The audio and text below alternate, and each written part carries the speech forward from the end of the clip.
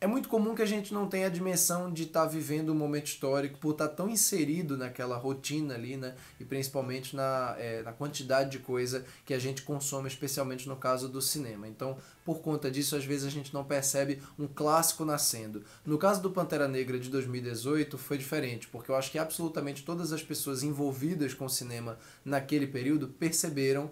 que estavam diante de um marco, né, de um novo marco no universo Marvel, no universo de super-heróis e no cinema de modo geral. Tanto pela representatividade do filme, que foi uma das coisas mais comentadas na época, mas principalmente pela criação realmente de um universo novo, de um estabelecimento muito particular de iconografia, que espanta ainda mais, no melhor sentido da palavra, por se tratar de algo que faz parte de uma cosmologia cinematográfica, né, da Marvel no caso, que já estava e está muito mais hoje tão saturada, né, saturada tanto no sentido de muitos filmes como no sentido da iconografia ficar batida também.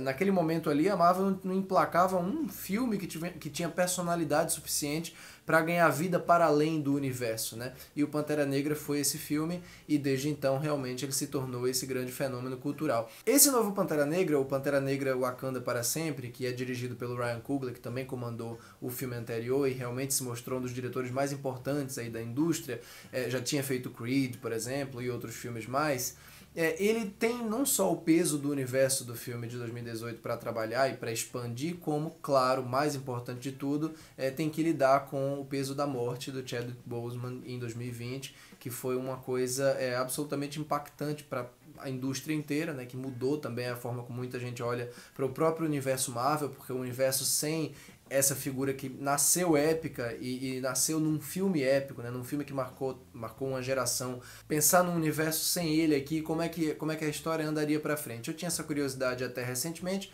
saiu um primeiro trailer uns meses atrás, e eu comecei a entender mais ou menos como seria o espírito de Pantera Negra Wakanda para Sempre. O meu medo, o meu receio, apesar do trailer ter sido excelente, é que o filme fosse uma espécie de missa fúnebre inacabável, que ele fosse todo baseado nesse legado, né, nesse luto com relação ao Chadwick Boseman e não ganhasse vida própria para além dessa tristeza, dessa solenidade.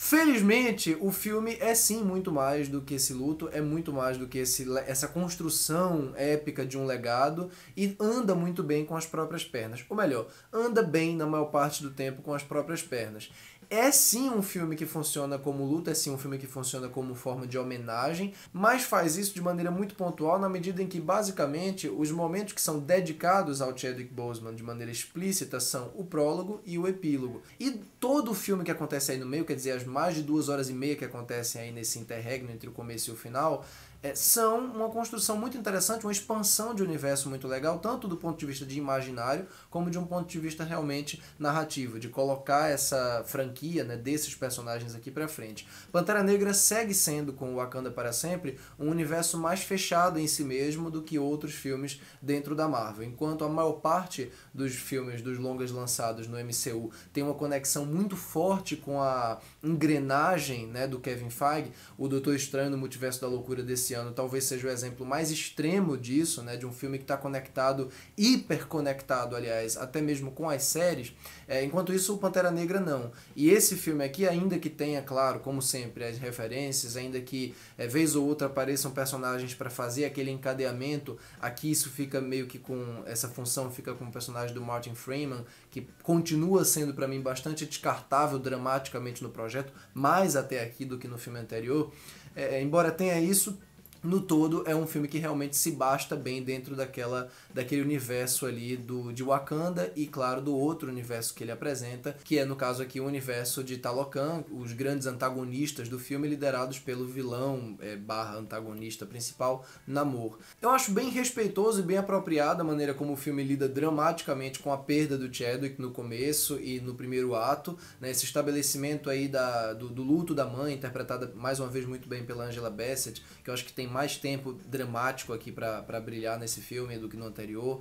Claro, a protagonista, que acaba sendo a Letitia Wright, a irmã do Pantera Negra, tem esse peso principal aqui nas costas, tem que tomar todas as decisões principais, e logo que o filme se estabelece ali na cidade, né, no primeiro momento, numa cena de fuga, por exemplo, ele remete bem ao primeiro Pantera Negra, que tem uma cena excelente de perseguição de carro, uma coisa que tem até um quê de James Bond ali. e num trabalho que mistura bem realismo e fantasia, e é uma sequência particularmente mais refinada até do que alguns dos momentos de ação do filme anterior. Aliás, do ponto de vista visual, eu acho esse daqui um dos melhores filmes da Marvel de modo geral. Eu tô sempre reclamando do color grading da Marvel, dos efeitos visuais, da dificuldade de estabelecer uma iconografia própria. Bom, a iconografia de Pantera Negra já é própria e esse filme aqui expande ela muito bem já, então não vou nem entrar tanto nesse mérito. Mas do ponto de vista de fotografia mesmo, de luz, de cor, com exceção de algumas cenas noturnas que eu acho que poderiam ser mais bem iluminadas, a maior parte do visual do filme é realmente bonito, tem mais textura, tem mais cor, tem mais vivacidade e tem mais contemplação também, tem mais sensação de que você está diante de algo que foi pensado e fotografado por pessoas e não exatamente por uma companhia ali liderada pelo Kevin Feige, que costuma pasteurizar tudo, né, passar aquele véu de disneyficação, marvelização, que eu acho que acaba tirando acaba sugando toda a humanidade possivelmente presente em alguns filmes. Esse daqui não, é um filme que tem humanidade, é um filme que tem impacto dramático e tem um tom mais homogêneo, quer dizer, ele tem um trabalho ele tem um peso emocional que dura a projeção inteira, que ocasionalmente, claro, dilui-se, né, para uma piadinha ou outra, para um senso de humor ou outro. Eu acho que tem uma personagem aqui particularmente mal aproveitada, que acaba aparecendo mais para 2 ou 3 punchlines, mas de modo geral não é nada que atrapalhe o grosso, né, do filme, até porque o Pantera Negra também tinha 3 ou 4 momentos especiais de leveza, mas é uma leveza que não consome o filme, ele é muito mais baseado no drama mesmo. Então Ryan Coogler continua tendo um controle muito bom do tom nesse segundo filme. Eu acho que o grande problema aqui, do ponto de vista dramatúrgico, com certeza é o fato de a Letitia Wright não ter um protagonismo forte.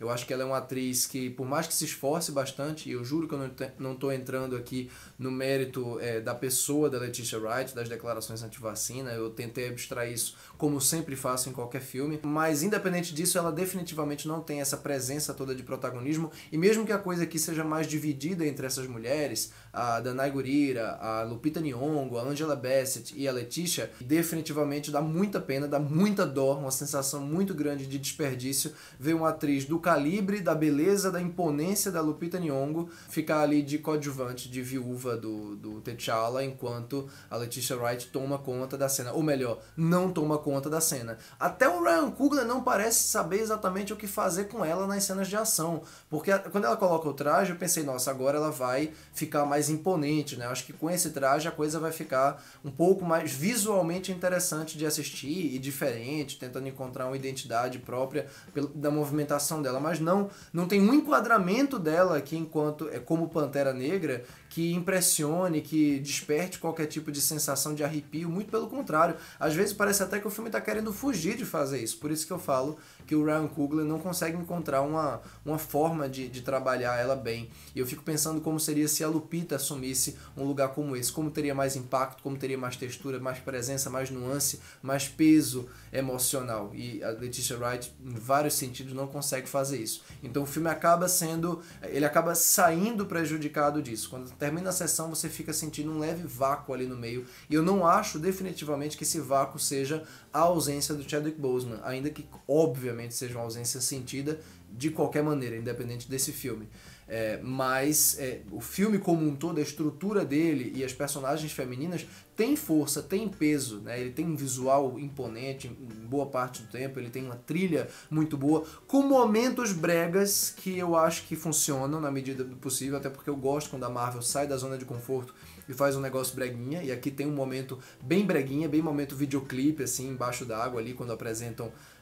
o reino ali pela primeira vez, o reino subaquático, mas enfim, então ele tem tudo isso, ele tem todas essas qualidades, e ele poderia ser um projeto memorável do ponto de vista dramatúrgico se tivesse um elemento centralizador. Mas não é só ela que o filme tem de problema. Eu acho que ele tem uma fragilidade muito grande também em algumas resoluções ali no meio. Não só algumas coisas soam meio genéricas, como aqueles flashbacks momentâneos, né? Aquelas explicações do universo soam meio genéricas e o filme não encontra tempo suficiente para desenvolver tudo isso. Já tem coisa demais aqui, personagem demais para ele desenvolver né, e ele acaba fazendo muita coisa de maneira panorâmica, como ele tem finais de conflitos que são absolutamente hilários até. Lá no desfecho, nas cenas finais,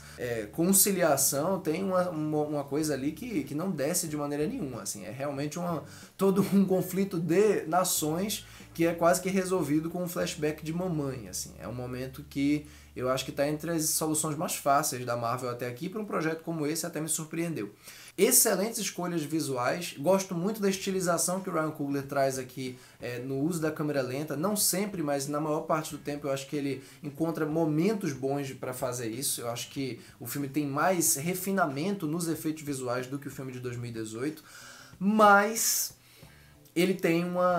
um buraco no meio, ele tem um buraco emocional no meio, e não é, repito, o fato de o Chadwick Boseman não estar aqui. É o fato de toda a centralização dramática e narrativa estar voltada para uma personagem, para uma figura que não tem nem de longe o carisma necessário para um protagonismo desse tamanho. Dito tudo isso, vou deixar claro, eu acho Pantera Negra Wakanda para Sempre o melhor filme da Marvel em algum tempo, ou seja, o melhor filme da Marvel da fase 4. A competição não é boa, definitivamente.